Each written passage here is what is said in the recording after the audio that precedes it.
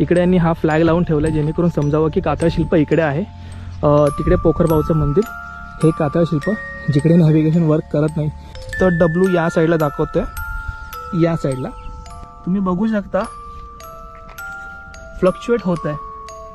तुम्ही इकडे लक्ष द्या, हा वाला जो डब्ल्यू आहे तिकडे बघा, इकडे आला डब्ल्यू आता इकडे आहे. डब्ल्यू आता इकडे आला, इकडे आला डब्ल्यू, हा वाला फ्लक्च्युएटिंग पॉइंट आहे.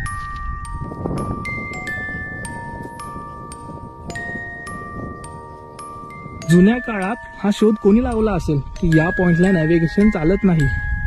खतरनाक आहे, खतरनाक.